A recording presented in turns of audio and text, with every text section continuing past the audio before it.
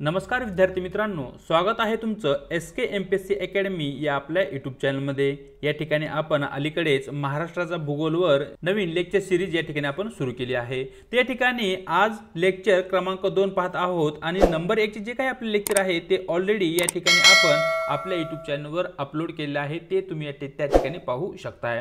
Number 2 च्या lecture मध्ये या ठिकाणी आपण महाराष्ट्र आणि महाराष्ट्राचे जे काही प्राकृतिक विभाग आहेत, फिजिकल डिव्हिजन ऑफ महाराष्ट्र आणि सह्याद्री या संदर्भात महत्त्वाचे पॉइंट पाहणार आहोत, ज्याचा की उपयोग तुम्हाला या ठिकाणी UPSC MPSC आणि सरळ सेवा ज्या काही परीक्षा आहेत त्या परीक्षांमध्ये होताना दिसेल।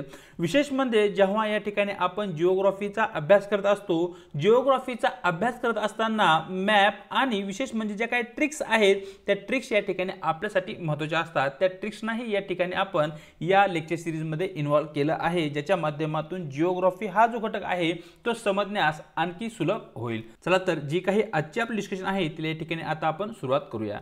मित्रांनो, या ठिकाणी जो काही आपला महाराष्ट्र आहे, आपल्या महाराष्ट्राचे प्रामुख्याने प्रमुख 3 प्राकृतिक विभाग या ठिकाणी पडताना दिसतात, ज्यामध्ये पहिला आहे कोकण किनारपट्टीचा विभाग, नंबर 2 या ठिकाणी सह्याद्री, ज्याला की या ठिकाणी पश्चिम घाट याही नावाने ओळखतात, आणि नंबर 3 वर आहे तो म्हणजे महाराष्ट्राचे पठार, ज्याला की दख्खनचे पठार याही नावाने ओळखतात।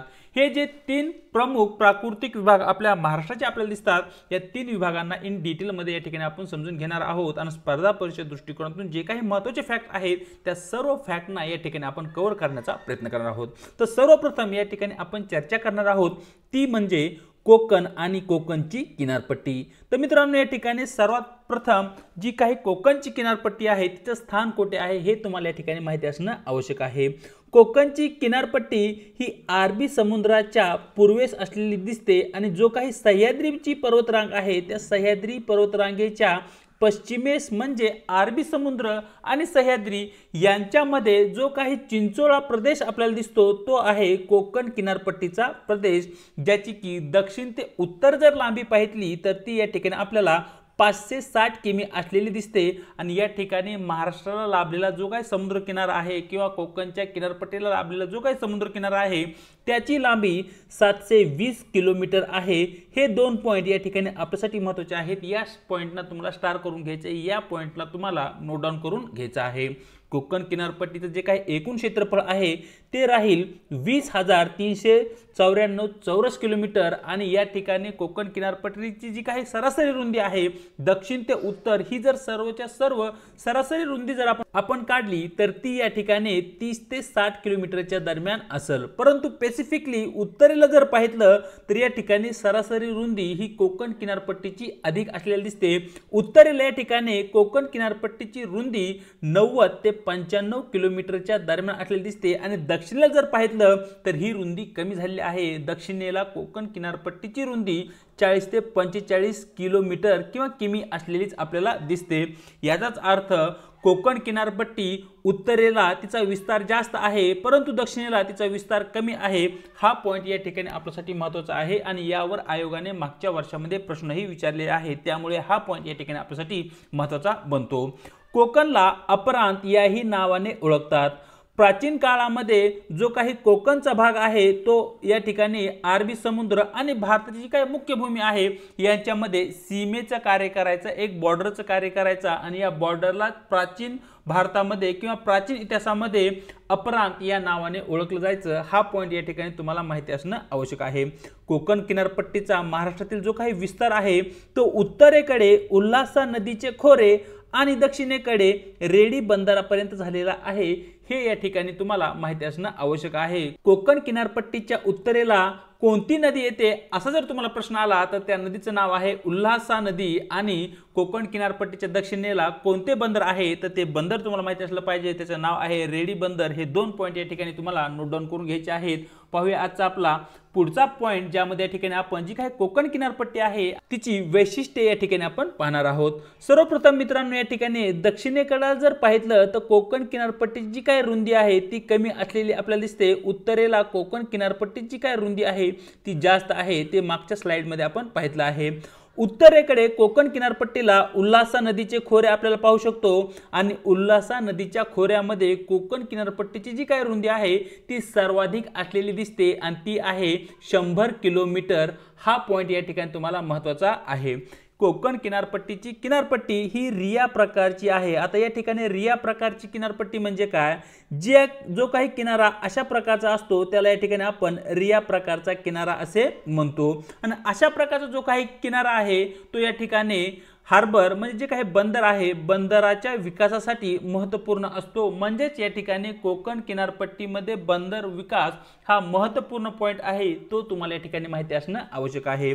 कोकण किनारपट्टीचा जो काही उत्तरेकडे भूभाग आहे तो प्रामुख्याने बेसॉल्ट या अग्निजन्य खडकापासून बनलेला आहे।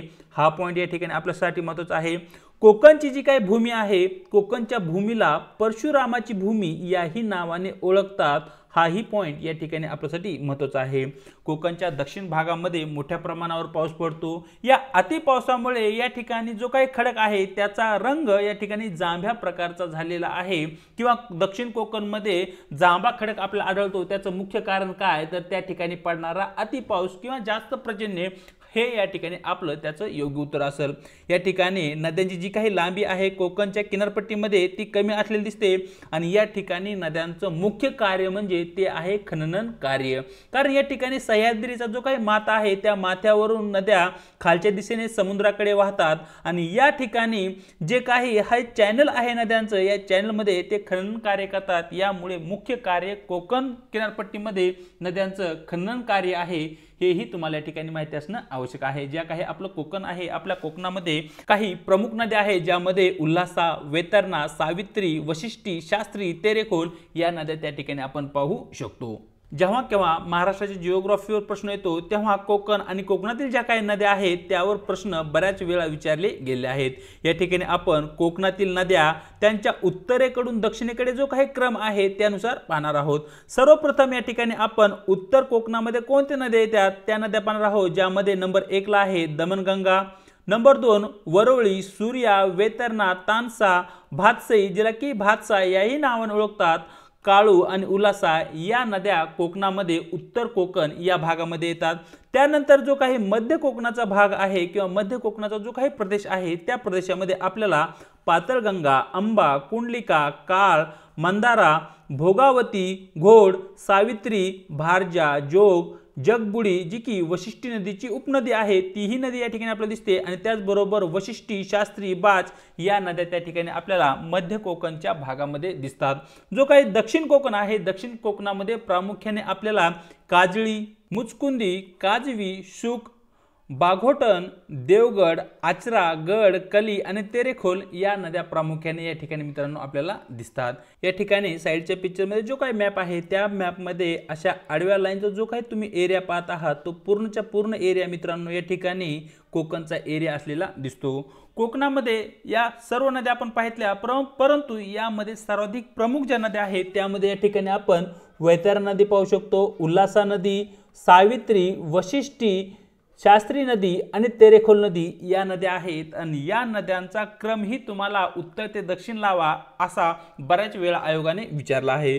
त्यासाठी आपण एक ट्रिक बनवली आहे आणि त्या ट्रिकच्या माध्यमातून तुम्ही या ठिकाणी उत्तर ते दक्षिण या ज्या कोकणातील प्रमुख नद्या आहेत त्यांचा क्रम तुम्ही लक्षात ठेवू शकताय। ट्रिक आहे विठू उभा सव्वाशे साल ताट। जो काही आपला पंढरपूरचा विठ्ठल आहे तो 125 वर्ष ताट उभा आहे हे तुम्हाला या ठिकाणी माहिती ठेवायचं आहे आणि या ठिकाणी एक लाईन तुम्हाला पाठ करायची आहे, ती लाईन आहे विठू उभा 125 साल ताट। ही लाईन तुम्हाला या ठिकाणी पाठ करायची आहे। त्या ठिकाणी Vithu stand for Vaitarna river, उभा stand for Ulhasa river, 125 stand for Savitri river, साल स्टँड फॉर वशिष्ठी रिव्हर आणि ताट स्टँड फॉर तेरेखोल रिव्हर।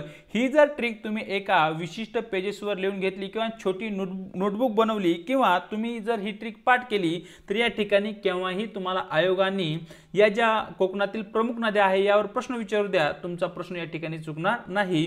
चलूया पुढच्या स्लाइडकडे, ज्या ठिकाणी इन डिटेल मध्ये आपण महाराष्ट्राचा जो काही प्राकृतिक विभाग आहे त्यामध्ये कोकणातील ज्या काही खाड्या आहेत त्यांचा उत्तरेकडून दक्षिणेकडे कशा प्रकारे क्रम लागतो तो क्रम या ठिकाणी आपण पाहणार आहोत।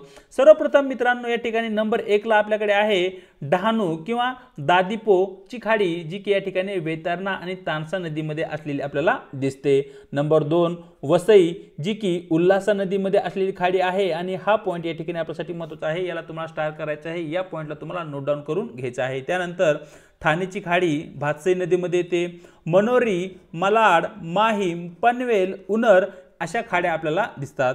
त्यानंतर धर्मतरची खाडी आपल्यासाठी महत्त्वाची आहे, जी की या ठिकाणी अंबा आणि ज्या काही पातळगंगा नदी आहे या नद्यांच्या मुखाशी बनलेली आपल्याला दिसते। हा पॉइंट या ठिकाणी तुम्हाला स्टार करायचा आहे किंवा या पॉइंटला तुम्हाला नोट डाऊन करून घ्यायचा आहे, कारण आयोग ह्या महत्त्वाच्या खाड्या आहेत आणि यावर तुम्हाला सरळ प्रश्न विचारू शकतो।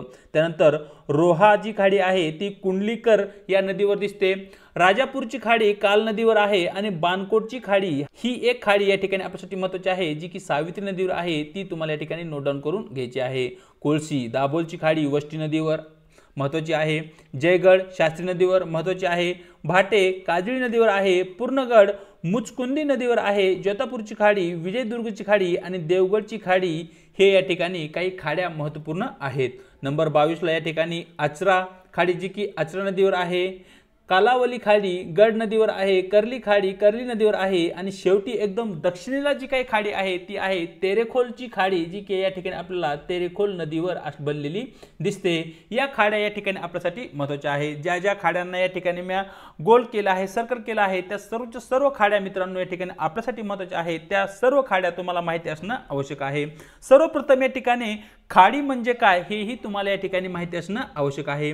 जो काही समुद्र किनारा असतो मित्रांनो, या समुद्र किनाऱ्याला विविध नद्या येऊन या ठिकाणी भेटत असतात, म्हणजे विविध नद्यांचे जे काही पाणी आहे ते समुद्रामध्ये अशा प्रकारे येताना आपल्याला दिसतं।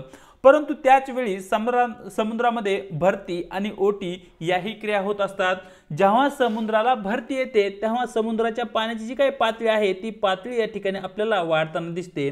जेव्हा समुद्राच्या पाण्याला भरती येते आणि समुद्राचे पाणी जेथपर्यंत या ठिकाणी नदीच्या मुखामध्ये जाते तो जो प्रदेश आहे तो खाडीचा प्रदेश बनतो। म्हणजेच काय तर समुद्राचे पाणी जेथपर्यंत नदीच्या मुखामध्ये प्रवेश करते त्या प्रदेशाला आपण खाडी असे म्हणतो आणि अशा प्रकारच्या अनेक खाड्या या कोकण किनारपट्टीवर असलेल्या आपल्याला दिसतात। या ठिकाणी जी काही धर्मतरची खाडी आहे ती या ठिकाणी आपल्यासाठी महत्त्वाची आहे। तिच्याविषयी काही महत्त्वाचे फॅक्ट म्हणजे अंबा नदी, कारंजा खाडी आणि जी काही पातळगंगा नदी आहे यांचा संगम या ठिकाणी आपल्याला धर्मतरच्या खाडीमध्ये होताना दिसतो आणि मिहिर सेन यांनी सर्वप्रथम जी काही धर्मतरची खाडी आहे ती पोहून पार केली होती, हेही तुम्हाला या ठिकाणी नोट डाऊन करून घ्यायचं आहे। पाहूया आजची आपली पुढची स्लाइड। या ठिकाणी ज्या ठिकाणी आपण कोकणातील जे काही पुळण आहे ज्याला या ठिकाणी आपण बीचेस म्हणतो, त्या बीचेसचा उत्तर ते दक्षिणेकडे कशा क्रम लागतो तो क्रम या ठिकाणी आपण पाहणार आहोत। सर्वप्रथम या ठिकाणी आपण जिल्हा वाईज जे काही बीचेस आहेत ते पाहणार आहोत। नंबर 1 ला आहे पालघर जिल्हा, अगदी उत्तरेला येतो। या पालघर जिल्ह्यामध्ये बोंडो, डहाणू, सातपाटी आणि अर्नाळा ही प्रमुख बीचे आणि प्रसिद्ध बीचे असलेले आपल्याला दिसतात। नंबर 2 वर मुंबई आणि मुंबई उपनगरमध्ये ठाणे, मनोरी, मह, दादर, गिरगाव आणि जुहू ही प्रामुख्याने प्रसिद्ध बीचेस असलेले आपल्याला दिसतात। नंबर 3 ला रत्नागिरी जिल्ह्यामध्ये अलिबाग, जंजिरा, मुरुड, श्रीवर्धन, हरिहरेश्वर, हरणे, गुहागर, जयगड आणि गणपतीपुळे व भाटे ही प्रामुख्याने बीचेस असलेली आपल्याला दिसतात। नंबर 4 ला आणि अगदी दक्षिणेला जो काही जिल्हा आहे तो आहे सिंधुदुर्ग जिल्हा। या जिल्ह्यामध्ये या ठिकाणी आपल्याला दाभोळी, तारकली, मोचीमाड, उभादांडा आणि शिरोडा अशा प्रकारची बीचेस या ठिकाणी आपल्याला दिसतात। ही जी बीचेस आहे याविषयी थोडक्यात तुम्हाला माहिती असणं आवश्यक आहे। कोकणातील जी काही बेटे आहेत त्या बेटांचा उत्तरेकडून दक्षिणेकडे जो काही क्रम आहे तो क्रम ही या ठिकाणी आपण पाहणार आहोत। अगदी उत्तरेला मुंबई हे बेट दिसते आणि या ठिकाणी अंजनदीप, साष्टी, मध, घारापुरी, खांदेरी, उंदेरी, कासा, कुलाबा, जंजिरा, कुर्टे जे की एकदम दक्षिणेचे कोकणातील बेट असलेले आपल्याला दिसते। अगदी उत्तरेला बेट मुंबई आहे आणि अगदी दक्षिणेला या ठिकाणी कुर्टे बेट आहे, हे तुम्हाला या ठिकाणी माहिती असणं आवश्यक आहे। आणि हे जे बेट आहे त्यांचा उत्तर ते दक्षिण हा जो क्रम आहे तोही या ठिकाणी आपल्यासाठी महत्त्वाचा आहे। कोकण किनारपट्टीचा अभ्यास केल्यानंतर आपल्यासाठी पुढचा जो महत्त्वाचा पॉइंट आहे किंवा महत्त्वाचा प्रादेशिक विभाग आहे तो आहे सह्याद्री, ज्याला की या ठिकाणी आपण पश्चिम घाट याही नावाने ओळखतो। सर्वप्रथम जो काही आपल्या भारताचा मॅप आहे, आपल्या भारताच्या मॅपमध्ये या ठिकाणी तुम्हाला सह्याद्रीची पोझिशन दिसेल। सह्याद्री हा गुजरात, महाराष्ट्र, गोवा, कर्नाटक या राज्यामध्ये पसरलेला आहे, हेही तुम्हाला या ठिकाणी माहिती असणं आवश्यक आहे। चला तर चर्चा करूया सह्याद्री पर्वताची चर्चा करूया, सह्याद्री या महाराष्ट्रातील प्रादेशिक विभागाची। सह्याद्री हा एक जलविभाजक म्हणून कार्य करतो। जलविभाजक म्हणजे काय, तर या ठिकाणी पश्चिमेला सह्याद्रीची डोंगर रांग आहे। या ठिकाणी सह्याद्रीच्या पूर्वेला काही नद्या वाहतात ज्या की बे ऑफ बेंगॉलला म्हणजे जो काही बंगालचा उपसागर आहे त्या बंगालच्या उपसागराला जाऊन मिळतात, आणि काही नद्या या ठिकाणी पश्चिमेला वाहतात ज्या की अरबी समुद्राला जाऊन मिळतात। म्हणजे या ठिकाणी जो भाग आहे या ठिकाणी पूर्वेच्या नद्या आणि पश्चिमेच्या नद्या असं विभाजन या ठिकाणी सह्याद्रीकडून करण्यात आलं आहे, सह्याद्री पर्वतरांगेकडून करण्यात आलं आहे। त्यामुळे सह्याद्रीला जलविभाजक असं म्हणतात। तर या ठिकाणी जो काही सह्याद्री जलविभाजक आहे तो पश्चिम वाहिनी नद्या ज्या की अरबी समुद्रास मिळतात आणि पूर्व वाहिनी नद्या ज्या की बंगालच्या उपसागरास मिळतात, अशा प्रकारे या ठिकाणी नद्यांचं विभाजन करण्याचं कार्य करतो। या ठिकाणी मित्रांनो जी सह्याद्रीची निर्मिती आहे ती प्रस्तरभंग या प्रक्रियेमुळे झालेली आहे। मग या ठिकाणी प्रस्तरभंग म्हणजे काय, जी काही आपली पृथ्वी आहे, आपल्या पृथ्वीचा जो काही भूगर्भ आहे तो अस्थिर आहे। पृथ्वीच्या भूगर्भामध्ये ज्या काही हालचाली होतात त्याचा परिणाम या ठिकाणी पृथ्वीच्या पृष्ठभागावर होतो। यामुळे या ठिकाणी पृथ्वीच्या पृष्ठभागावर या ठिकाणी डोंगरांची, पर्वतांची, खाड्यांची अशा प्रकारची अनेक भूरूपे निर्माण झाली आहेत, आणि या ठिकाणी पृथ्वीच्या अंतर्गत हालचालीमुळे जी काही सह्याद्रीची निर्मिती झाली आहे ती या ठिकाणी प्रस्तरभंगामुळे झाली आहे, त्या प्रकारच्या प्रक्रियेमुळे झाली आहे असं या ठिकाणी आपण म्हणू शकतो। तर मित्रांनो या ठिकाणी जे काही आपला सह्याद्री आहे त्याचं जर क्षेत्रफळ पाहितलं आपल्या एकूण महाराष्ट्राच्या क्षेत्रफळाच्या तर ते 12.2% असलेले आपल्याला दिसतं, आणि सह्याद्रीची सरासरी उंची आपल्या महाराष्ट्रामध्ये 915 ते 1220 मीटर असलेली दिसते। भारतामध्ये सह्याद्रीची लांबी 1600 किमी असलेली दिसते, आणि महाराष्ट्रात जी लांबी आहे ती आहे 750 किमी। हेही तुम्हाला या ठिकाणी नोट डाऊन करून घ्यायचं आहे। आपल्या महाराष्ट्रामधील सर्वाधिक उंचीचे जे काही शिखर आहे ते आहे कळसुबाई शिखर, जे की नाशिक आणि अहमदनगर जिल्ह्याच्या सीमावर्ती भागामध्ये आहे, ज्याची उंची 1646 मीटर असलेली आपल्याला दिसते। हा पॉइंट या ठिकाणी आपल्यासाठी महत्त्वाचा आहे, ते तुम्हाला या ठिकाणी नोट डाऊन करून घ्यायचं आहे। सह्याद्रीच्या मुख्य दक्षिण उत्तर रांगेपासून पूर्वेकडे अनेक डोंगर रांगा फुटलेल्या आहेत, म्हणजे या ठिकाणी हा मेन सह्याद्री आहे। या मेन सह्याद्री रांगेच्या पूर्वेकडे मित्रांनो या ठिकाणी अशा प्रकारच्या अनेक डोंगर रांगा या ठिकाणी पसरलेल्या आहेत, त्या या ठिकाणी आपण पुढच्या काही स्लाइड्स मध्ये पाहणार आहोत। तर या ठिकाणी सह्याद्री आणि सह्याद्रीच्या ज्या काही प्रमुख डोंगर रांगा आहेत त्यांची या ठिकाणी आपण चर्चा करणार आहोत। सर्वप्रथम या ठिकाणी आपण चर्चा करणार आहोत सातमाळा आणि अजिंठा डोंगर रांग। तर मित्रांनो या ठिकाणी तुम्ही या मॅप मध्ये या ठिकाणी सातमाळा आणि जे काही अजिंठाची डोंगर रांग आहे ती अजिंठाची डोंगर रांग पाहू शकताय। या ठिकाणी सातमाळा डोंगर रांग या ठिकाणी आपल्याला नाशिक जिल्ह्यामध्ये दिसते, आणि अजिंठा डोंगर रांग या ठिकाणी आपल्याला छत्रपती संभाजीनगर जो की पूर्वी औरंगाबाद या नावाने ओळखला जायचा त्या जिल्ह्यामध्ये असलेली आपल्याला दिसते। या ठिकाणी सातमाळा जी काही डोंगर रांग आहे या डोंगर रांगेमुळे तापी आणि दक्षिणेला गोदावरी या दोन नद्या दिसतात। म्हणजे सातमाळा डोंगर रांगेच्या या भागामध्ये पूर्वेला उत्तरेला आपल्याला तापी नदी दिसते, आणि दक्षिणेला या भागामध्ये गोदावरी नदी प्रवाह करताना आपल्याला दिसते। त्यानंतर आहे महादेव डोंगर रांग, जी की या ठिकाणी मित्रांनो या ठिकाणी आपल्याला सातारा, सांगली या जिल्ह्यामध्ये प्रामुख्याने ती पसरलेली दिसते। या ठिकाणी महादेव डोंगर रांगेने भीमा आणि कृष्णा या ज्या दोन नद्या आहेत या दोन नद्यांची खोरी अलग केलेली या ठिकाणी आपल्याला दिसतात। त्यानंतर पुढची महत्त्वपूर्ण डोंगर रांग आहे ती आहे हरिश्चंद्र बालाघाट डोंगर रांग। या ठिकाणी मॅप मध्ये तुम्ही पाहू शकता हरिश्चंद्र बालाघाट डोंगर रांग, जी की या ठिकाणी हरिश्चंद्र डोंगर रांग आहे ती अहमदनगर जिल्ह्यामध्ये दिसते। बालाघाटची डोंगर रांग आपल्याला अहमदनगर, परभणी, बीड आणि नांदेड या जिल्ह्यामध्ये तिचा विस्तार झालेला दिसतो। तर अशा प्रकारे आपल्या महाराष्ट्रामध्ये महत्त्वपूर्ण डोंगर रांगा आहेत ज्या की सह्याद्री व्यतिरिक्त आपण पाहतो त्याविषयी तुम्हाला माहिती असणं आवश्यक आहे, आणि उत्तर ते दक्षिण हा जो क्रम आहे तोही त्या ठिकाणी तुमच्या लक्षात असणं आवश्यक आहे। उत्तरेला जर पाहितले एकदम तर या ठिकाणी नंदुरबार जिल्ह्याच्या काही भागामध्ये सातपुडा पर्वतरांग आहे, जी की या ठिकाणी तापी नदी आणि जी काही नर्मदा नदी आहे यांची खोरी अलग करण्याचं कार्य करतं।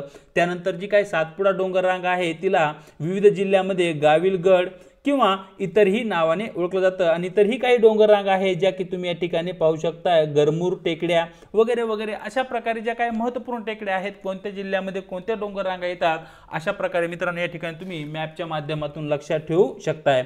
सह्याद्रीची जी काही भूवैशिष्ट्ये आहेत त्यामध्ये त्र्यंबकेश्वर डोंगर, माथेरान डोंगर आणि महाबळेश्वरचे पठार हेही या ठिकाणी आपल्यासाठी महत्त्वाचे आहे, ते तुम्हाला या ठिकाणी माहिती असणं गरजेचं आहे। पुढे जर पाहिलं तर सह्याद्रीतील जे काही घाट आहेत त्या घाटांचा उत्तरेकडून दक्षिणेकडे जो काही क्रम बनतो तो क्रम या ठिकाणी आपण पाहणार आहोत।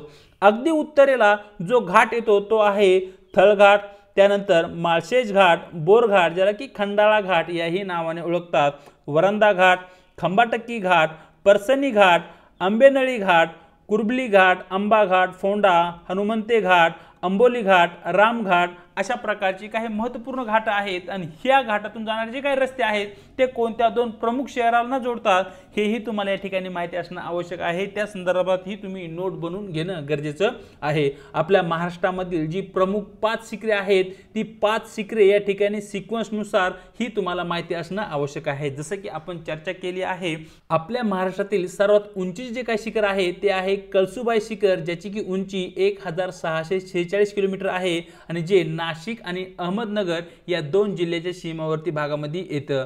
परंतु या ठिकाणी जर तुम्हाला या 2 जिल्ह्याचा पर्याय प्रश्नामध्ये विचारला नाही तर त्या ठिकाणी तुम्हाला उत्तर अहमदनगर जिल्हा करायचे आहे, कारण सर्वात जास्त भाग हा कळसुबाई शिखराचा अहमदनगर जिल्ह्यामध्ये येतो, हे तुम्हाला या ठिकाणी माहिती असणं आवश्यक आहे।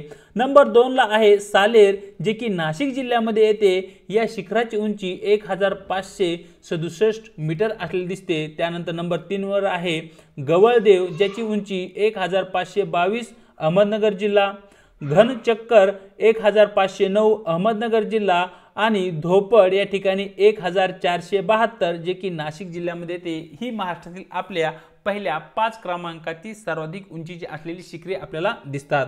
या ठिकाणी थोडक्यात आपल्या महाराष्ट्राच्या उत्तरेला जे काही सातपुडा डोंगर रांग आहे त्या डोंगर रांगाविषयी तुम्हाला माहिती असणं आवश्यक आहे।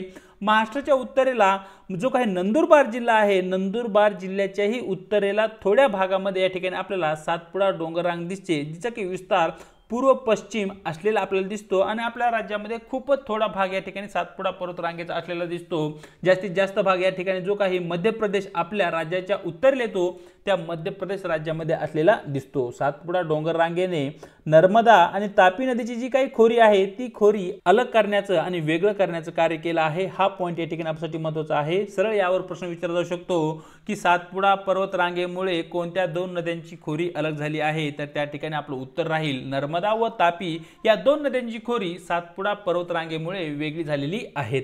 सातपुडा जी काय डोंगर रांग आहे तिला जिल्ह्यानुसार विविध नावाने ओळखले जाते।